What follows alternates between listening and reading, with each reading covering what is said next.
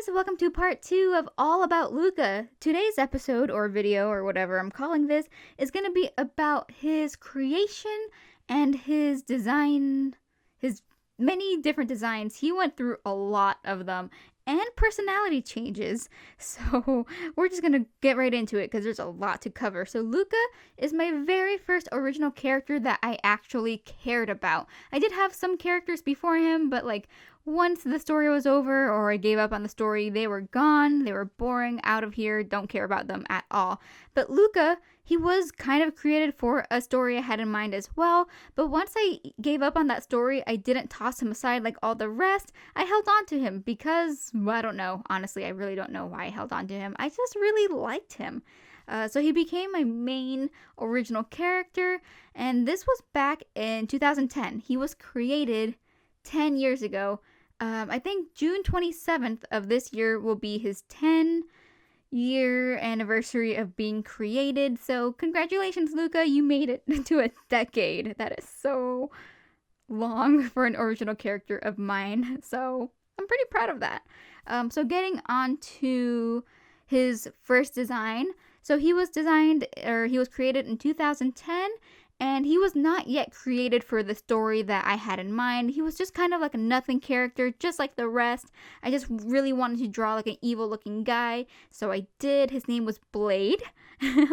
And he had no personality really. He was just kind of mean, I think. And he wasn't even a demon yet. He was just this ghostly looking bad guy, I guess. Yeah, he dressed really boringly as well. He was a really boring looking guy. Black button-down shirt, red undershirt, and black pants. Just nothing really stood out from him. It wasn't until his second design that he had, or his second redesign, his first redesign, that he actually got a personality. So this actually happened like a few months after his first design. I want to be saying that word a lot, aren't I? Yeah, so it was just a few months after the first one. It was still the same year, 2010. He wore like the same clothing, but it was torn instead. Don't really know why. So same clothing, just all messed up. His name was changed to Zenith. I think that's how you pronounce it. I don't know. Zenith. Zenith. I'm going to pronounce it Zenith, okay? If I'm wrong, I'm sorry, but that's just what I'm going to do. So his name was changed to that. And he was made into a demon officially, a nightmare demon actually. That was pretty much from day one. He had red horns and a tail because obviously how are you going to know he's a demon unless he has horns and a tail, right? And he was created, or he was like redesigned to be a part of the story I had in mind. I think the story was called Evanescent Dreams. So very 14-year-old Leslie, 15-year-old Leslie, just, all these really weird names and stuff and titles. But yeah, so the protagonists of the story were dream fairies. I don't really remember what their purpose was and what their powers were, but they were dream fairies, and I wanted the antagonist to be the complete opposite of them, so they were nightmare demons, because I guess demons are the complete opposite of fairies in my mind. I don't know. Luca was a member of a group of 3 nightmare demons. One of them was like his older sister, and the other one was some other dude named Nova. And out of the 3 of them, Luca, or Zenith, was actually like the least evil out of them. He was more like morally ambiguous, I guess is the term. He wasn't evil, he wasn't bad, he just was there because he had to be, and he could be a jerk, definitely, but most of the time he kind of just wanted to play pranks on people and just have his own fun. He ended up falling in love with the main protagonist, but they never end up together. He was more like teasing her like the whole time and stuff like that. There was actually a point that he puts a kid in a coma in the story, and the kid was actually the protagonist's a little brother, but then it turns out that he did this to protect the kid. I don't really remember how he was protecting the kid by putting him in a coma, but I don't know. I just thought that was really funny to bring up. I don't remember why he did it, but he did. He put a kid in a coma, man. This form of Luca was actually really heavily inspired by a character from Tokyo Mew Mew, which is an anime I have not heard about in a while. Tokyo Mew Mew was actually my second anime that I've ever watched, and I fell in love with Quiche. I think that's his name in the English dub, but in Japanese, what is it, like Kishu? I don't know. Yeah, so he, like, their personalities are like exactly the same. I ripped him off. I ripped Tokyo Mew Mew off. I'm so sorry. I apologize for past Leslie. But yeah, so he was very much inspired by him. Just his playful personality, I guess, was really inspired by him. But yeah. Anyways, moving on to the second redesign, or his third design. I'm just gonna say his third design. So his name was still Zenith, but he looked completely different. Like, this version of him looked really evil. So this design was actually like a month or two after the last one. It was very fast. It was very different. Instead of wearing a lot of black, he wore a white button-down shirt, and there was no undershirt. He exposed a lot of skin. Only like the middle buttons were buttoned, and you could see like a lot of his chest and a lot of his tummy. His pelvis region? I don't know what to call it. But yeah, he was really showing off a lot of skin there. He had horns and a tail still, but they were a little bit different. They weren't these tiny little nubs like the last one. They were full-blown horns. He was very edgy looking, like Hot Topic Central guy. He had a lot of like unnecessary accessories, like a bunch of belts and chains and fingerless gloves. Just very much just, oh my god, I don't even know. And he also carried around like this sword looking thing, or a blade. It had a lot of edges and it really didn't have to. I don't remember why he even had one.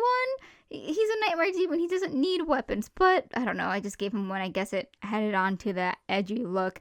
And personality wise, I don't think it was much different from the last one. He was still very morally ambiguous, not evil, not bad, still a jerk.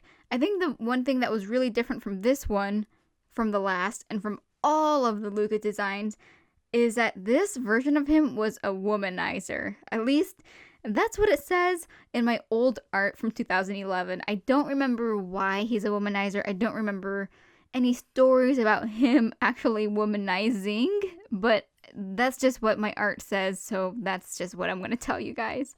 That design lasted a little longer than the last two, so that was designed in January of 2011, and by the end of 2011, I came out with his fourth design. So his name was still Zenith, but I changed the spelling of his name because this was a stage of me wanting all my characters to be super duper unique, and they gotta have really weird names that have like really bizarre spellings. So instead of Zenith, he was Zenythe. So yep, same pronunciation. The E at the end is silent, and there's a Y in there now. It's just so unnecessary, but this is just my progression and his progression as well. So Zenith 4.0, I guess. His design went back to his roots. So I got rid of the really revealing white button-down shirt. He went back to his black button-down shirt, black pants. He wore boots now. And instead of wearing a red undershirt, he wore bandages around his torso, I guess, around his chest, around his torso. And this is because this is when I created Abnormalities. Again, that name is a work in progress. That's just what we're going to call it for now. So Luca currently has the abnormalities around his throat, but back then, he had the abnormalities on the sides of his torso, and they were constantly leaking, and therefore he had to wear bandages that he was constantly changing out of. A lot of pictures that I drew with him or of him had the bandages just like gross and like soaked in nightmare stuff. So yeah, a very interesting design. He also had a red tie for some reason, and it wasn't even tied around his neck. It was attached to like a collar thing that he wore with chains.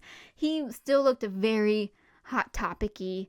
And yeah, again, his personality didn't really change at all. He was still a very fun demon guy, still had horns and a tail. But yeah, it wasn't until his next design that you guys are actually gonna start recognizing him. So that was the end of 2011, I said, right?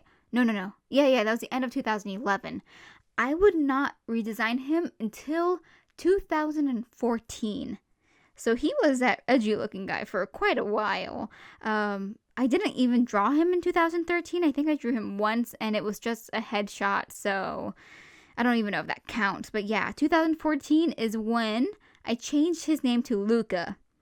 Why did I choose Luca? Well, you see, I actually don't know. I do remember being on baby name websites and finding the name Luca and falling in love with it, but I don't really know why. I think it was mostly because it was a name that was pretty normal, but I never met anybody with that name, and so it was unique enough for me to use for an original character. So see, I was still trying to be unique, but I had my limits. I had,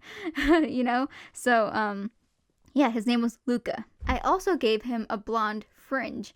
This was because I really wanted to change up his hair. I just felt like his black hair was just so boring. He's had plain black hair for 4 years at that point. I think there was a point where I tried to make his whole head like platinum blonde, but I didn't like how that looked, so I just made it, just his fringe, and I really liked it. So I stuck with that.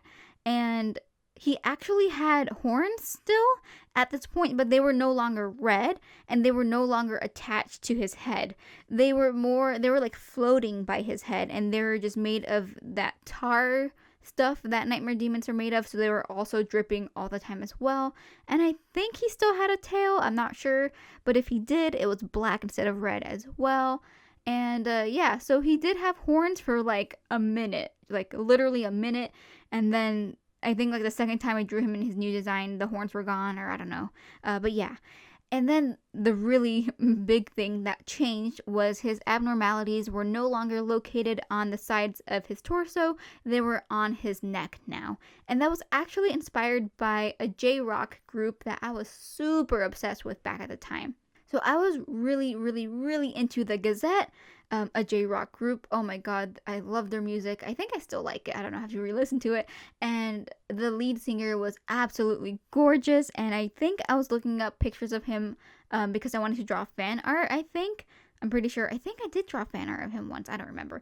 But yeah, so I was looking up pictures of the lead singer. I'm gonna butcher his name. Like, I don't speak Japanese. Okay, Ruki. I'm gonna say it like with that English R.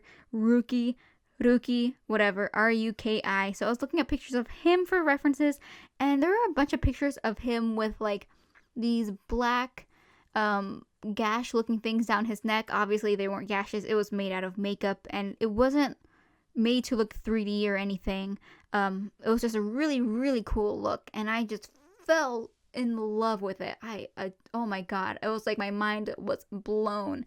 So the first few times that I drew Luca with these abnormalities on his neck, it did look pretty much exactly like that, where it started like from the bottom of his, like underneath his chin and all the way down to the bottom of his neck.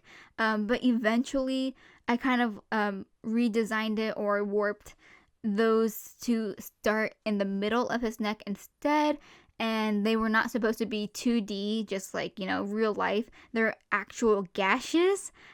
So literally you could just stick your finger in one of his gashes if you wanted to. Like, you could do that if you wanted. Like, you should do it. You should try it once in a while.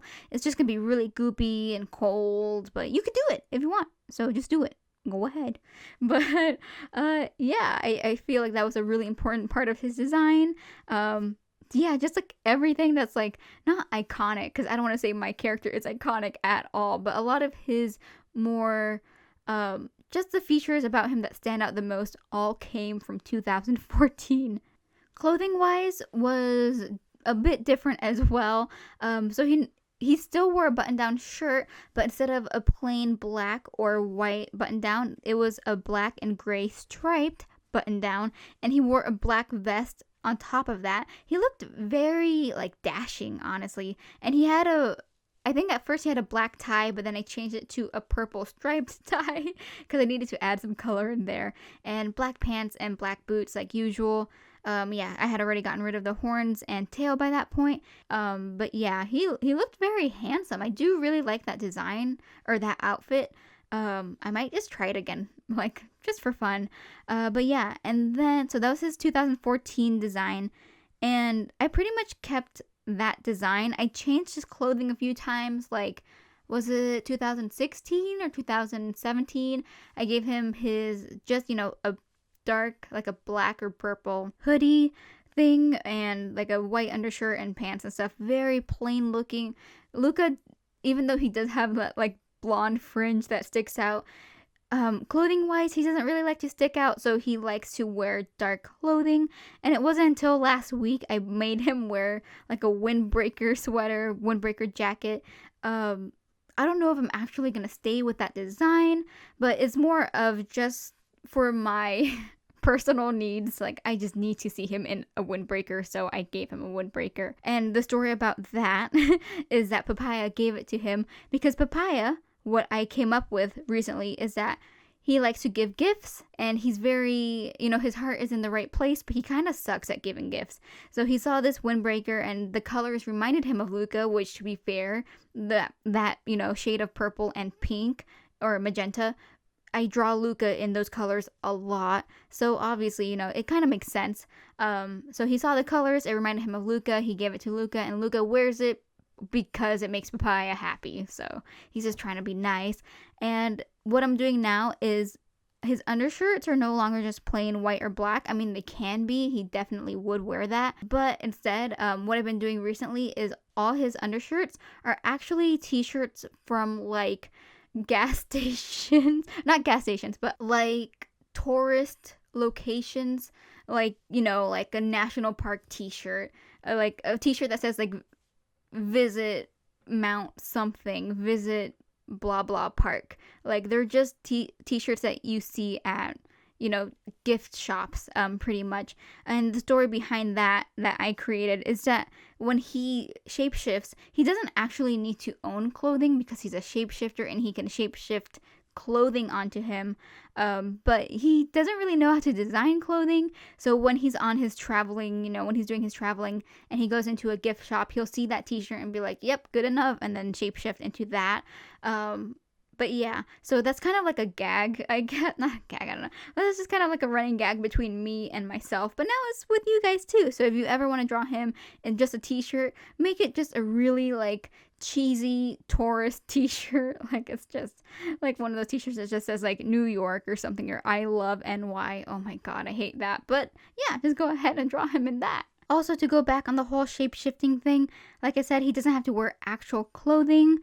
He can shape-shift the clothing onto him, but he can't like get undressed really much. If he wants to get undressed, he just shape-shifts it away. There's really no benefit to him actually owning real clothing. So pretty much a lot of the real clothing he owns is from Papaya getting him gifts. That's pretty much it. But yeah, that's the end of that. Oh yeah, personality-wise, he's pretty much the same. I did make him a little bit lazier now. He likes to stay in his lane. He doesn't want to do anything with anyone. He's just chilling and living his life. So he's still a little bit of a jerk, but he's not a prank playing jerk, He's no longer a womanizer, obviously. He's not evil. And he's more of a good guy than a bad guy now, but not necessarily like a good guy. He's just, he does whatever benefits him pretty much, most of the time, unless he's in a good mood. But yeah, so personality wise, he's a little different, but he's been pretty solid for a few years. And design wise, he's just kind of all over the place. So yeah, anyways, thank you so much for watching. Part 3 will be released whenever. And yeah, thank you. Oh, I have to start over. Thank you so much for watching. Please be good, outlets, and I will see you guys next time. Bye.